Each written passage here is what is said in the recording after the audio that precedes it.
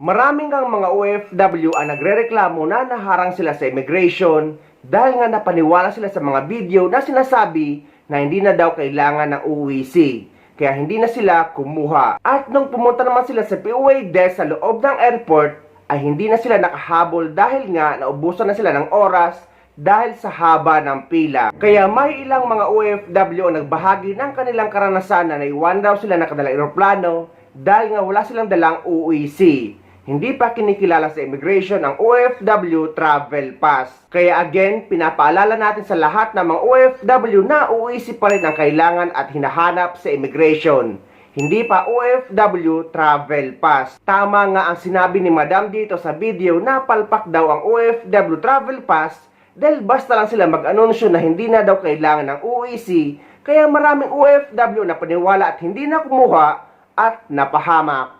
Tungkol po ito sa OFW Travel Pass. Ang dami-daming nagtatanong, ang daming error kapag ka nag-login ka, minsan nakasulat, hindi nakalagay yung passport, minsan naman iba yung nakalagay na departure date, kung ano-anong mga palpak doon sa loob. So I think it's a trial and error pa kasi hindi pa siya hindi pa nila na-find out kung ano yung magiging error later kapag ka may mga mali kang nilagay. So, ganito na lang po ang gagawin nyo.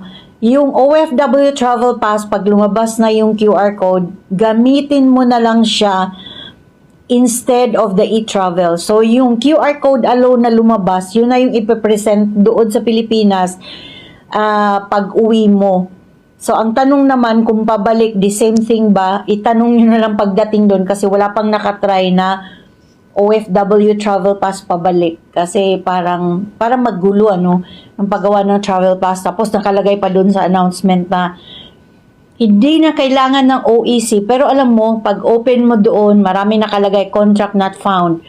O kaya naman pag may contract, hindi mo alam, nag-succeed ba yun? Successful ba yung Kung may contract found, wala man lang nakalagay doon sa dulo na ito na yung mo. Ito na yung OEC mo. So, ganito na lang ang suggestion. Use your OFW Travel Pass as parang e-travel na lang siya. Kasi may QR code. And then, kumuha ka pa rin ng OEC. Kasi sinasabi ng iba, hinahanap pa rin ang OEC, yung printed, hinahanap pa rin siya sa airport pag pabalik na kayo ng Taiwan galing sa bakasyon. Hindi pwede na ipakita mo lang ganon. Kailangan nakaprint. Tapos ganito na lang para safe. Pag nakalagay doon pag nag-login ka at nakasabi na contract not found, punta na agad kayo sa MECO at kumuha na kayo ng OEC. But remember, para makakuha ng OEC, kailangan ng verified contract. Pero kung yung last mo uwi is may verified pa yung contract mo, tignan mo yung petsa, kung valid pa siya, no need magpa-verify again. Kasi ang verification every 3 years. So, kung 2 years ago umuwi ka, valid pa po yan. And kung same employer ka lang, try mong kumuha ng OEC sa balik manggagawa. At kapag ka naka-generate ka nung may QR code sa gilid, good na po yan. So, yan na ipaprint nyo, yun i-present nyo sa Pilipinas. Ang gulo, no? Ang gulo, yung OFW Travel Pass, ang dami pa rin nagtatanong. And then kung hindi ka pa marunong, mag-e-travel ka muna. May mga nagtatanong, Madam, pag may OFW Travel Pass ba, kailangan pa mag-e-travel? Either way po. So kung nakakuha ka na ng QR code sa OFW Travel Pass, no need po mag-login sa e-travel.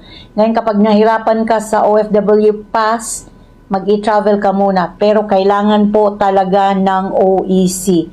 Hindi totoo yung sinasabi nila na, pag may OFW Travel Pass ka, no need for OEC. Hindi. Mahirap siya. Daming problema. Meron lang akong pupunayin dito sa ibinahagi ni Madam na kapag may OFW Travel Pass na daw ayon sa kanya, ay kahit hindi na daw mag-login o kumuha ng e-travel. Pag may OFW Travel Pass ba, kailangan pa mag-e-travel?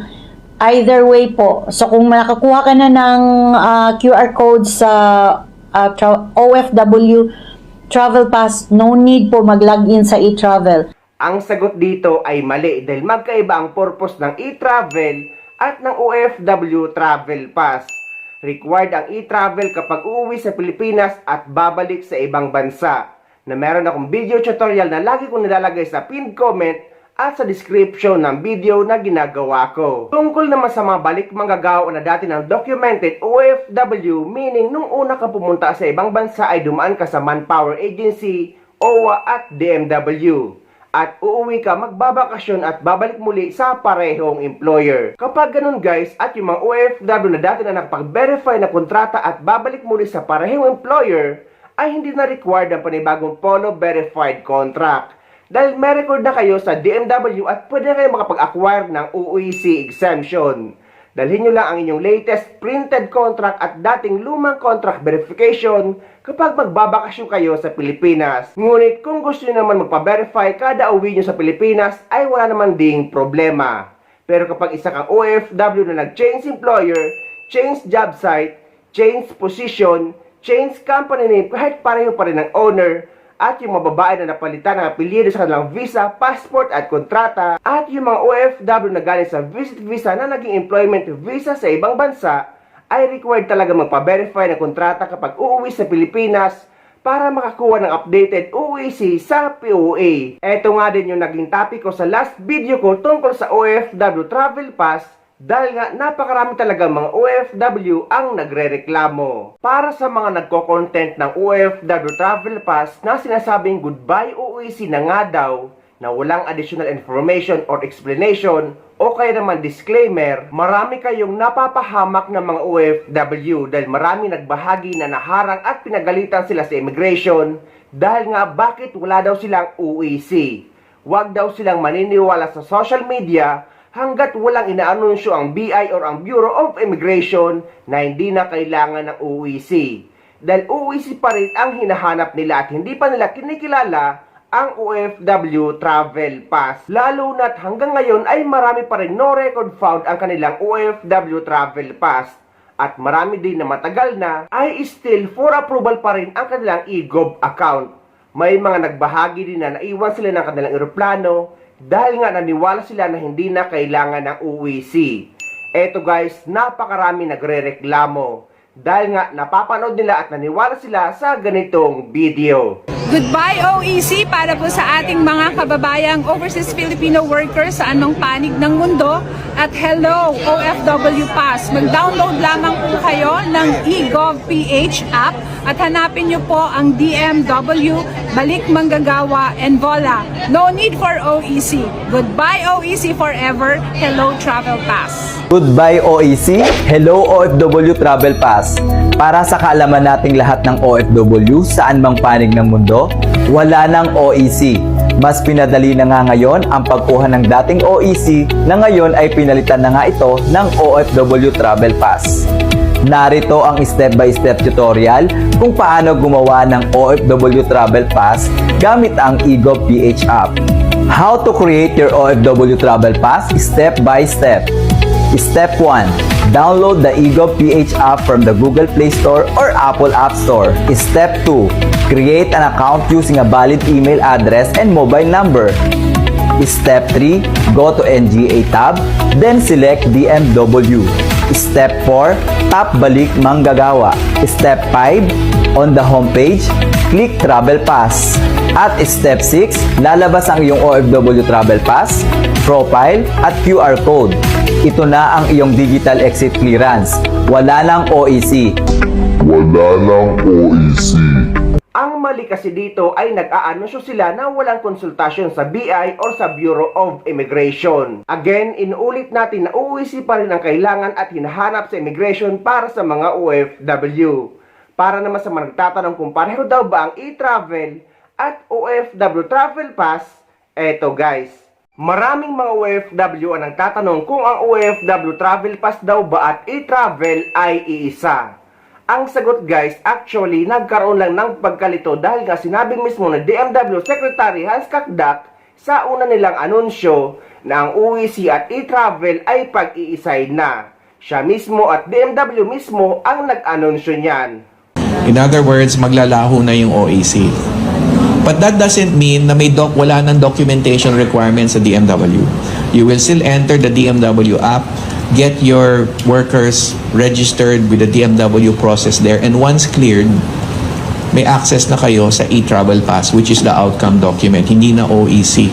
May access na kayo sa e-travel pass, which is the outcome document, hindi na OEC. Ngunit kalaunan ay binago or iniba na naman nila na yung unang plano na e-travel pass na OEC at e-travel na pag-isay na ay magkaiba na ngayon dahil ang OFW Travel Pass ay ito lang ang ipapalit sa OEC na makukuha sa eGov app. So ulitin natin guys na ang OFW Travel Pass at e-travel ay magkaiba. Pero as of now, November 2025 hanggang December 2025 ay OEC pa rin ang gagamitin ng mga OFW hanggat hindi pa maayos ang OFW Travel Pass at hindi pa ito totally implemented. At mas maganda nga na OEC pa rin talaga ang gagamitin dahil may nakukuha pang terminal fee cash refund. At online din naman ang OEC. At napakarami pa rin mga OFW na for approval pa rin ang kanilang eGov app at hindi pa rin maayos or no record fund pa rin ang kanilang OFW Travel Pass. So kung hindi pa maayos ang inyong OFW Travel Pass at isa naman kayong documented OFW na may record na sa DMW, ay huwag kayong mag-alala guys as long as meron kayong OEC. Any concern naman kapag pinatupad na ang OFW Travel Pass, ay pwede kayong sumadya sa pinakamalapit na POA office sa lugar nyo or dumaan sa POA desk na matatagpuan nyo sa loob ng NAIA or Clark International Airport. Bukas sila 24 oras. Pero sa ngayon, ito pa rin ang mga requirements pauwi sa Pilipinas at pabalik sa ibang bansa para sa mga documented OFW. Updated requirements pauwi sa Pilipinas at pabalik sa ibang bansa para sa mga documented OFW. Pati sa mga OFW na magpo-for good na sa Pilipinas. Napakarami nga nagtatanong sa social media at nag-aalala na hindi pa rin maayos ang kanilang OFW Travel Pass. Pero nakakuha naman sila ng OEC. Ang sagot dyan guys, huwag kayong mag-alala dahil hindi kayo nag-iisa. Kahit nga sa akin na still no record fund pa rin ang OFW Travel Pass ko, pero nakakuha or naka-acquire naman ako ng OEC exemption. At kahit nga nagawa ko na rin ang record verification sa InfoSheet, ay ganoon pa rin ang OFW Travel Pass ko. No record found. Pero huwag kayong mag-alala dahil may mga kaibigan ako nakakabalik lang dito sa Dubai at OEC pa rin ang hinanap sa kanila sa immigration. So huwag kayong mag-alala basta meron kayong OEC kahit no record fund pa ang OFW Travel Pass nyo. So sa ngayon, ito pa rin ang requirements pauwi sa Pilipinas at pabalik sa ibang bansa para sa mga documented OFW ngayong buwan ng November 2025. So ito ang mga requirements sa mga uuwi sa Pilipinas na mga OFW para sa kanilang bakasyon. Number 1, ang inyong e-travel arrival card registration, ang inyong passport at ang inyong ticket. At meron pang karagdagang Polo Verified Contract para sa mga OFW na may mga employment changes. Kagaya sa mga nag-change employer, change job site, change company name kahit pareho pa rin ang owner, nag-change position, at yung mga babae na napalitan ng apelyido sa kanilang passport, visa at kontrata, at yung mga OFW na galing sa visit visa at nag-employment visa sa ibang bansa.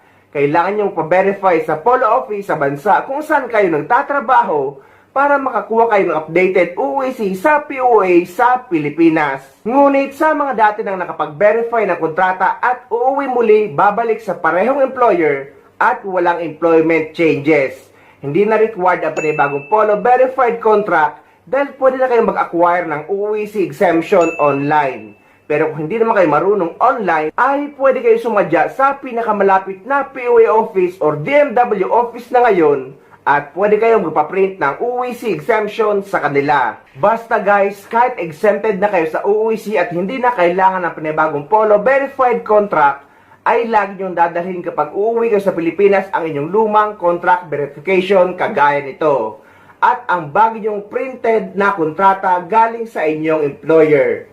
Hindi naman ito madalas hinahanap sa immigration, pero just in case lang hanapin ito sa immigration kahit may dala kayong OEC exemption. Kung ikaw ay meron ng record sa database ng DMW, ikaw ay nagbakasyon na, at ikaw ay gusto mo ulit magbakasyon, tapos babalik ka sa iyong worksite, so ang kailangan mo na lang OEC exemption. Yung yung makuha mo online na lang, Yes. same company, same job, lahat same. Yes. Ito na yon. Oo, so hindi mo na kailangan magpa-verify ng contract kung ikaw ay returning to the same employer na may record ka na. Okay. OEC Ayan. exemption na online, kahit sa Pilipinas mo nakuhanin ito, pwede mo nang makuha ang OEC. Kasi yung iba, sir, na misinterpret kasi nila na pag sinabing, exempted ako sa OEC, so hindi na ako kailangan kukuha pa rin. Yes, so Online. Online lang na yung proseso mo. Yun. Magandang araw po sa lahat ng ating mga OFWs. Explain ko lang po at clarify ko lang po yung bagong advisory po natin. So napapansin po natin, ganito po yung itsura ng ating kontrata. So andyan po yung pangalan ng employer at yung ating pangalan at napapansin po natin 2 years po yung ating kontrata. So pag check po natin sa second page, nakalagay din po dyan yung petsa kung kailan po pinirmahan. So kung for example ito ay March 2022, noong 2024 ay expired na po ito. Pero kung tingnan nyo, na-verified po na po siya dati. So ano pong gagawin? Kung uuwi po ako ngayong taon, gagawa lang po ako ng panibagong kontrata. So for example, ito po, same pa rin po ang employer, pero pirmahan ko pa rin po, hindi ko na po kailangan ipa-verify ito. Okay? Pero pag uwi ko po sa Pilipinas, itong dalawa po ang dadalhin ko all the time. Ito po ipapakita ko sa immigration na hindi po nagpalit ang aking employer since 2022. Okay? And then, para naman po sa mga workers na open contract or walang duration ng kanilang contract or indefinite, hindi na po kailangan mag-issue ng bagong kontrata. Yun na po. Salamat. Sa mga manggagaling naman sa Saudi Arabia, kailangan nyo ng exit re-enter visa kapag babalik pa kayo sa inyong employer. Pero dito sa United Arab Emirates ay wala naman tinatawag na exit re-enter visa.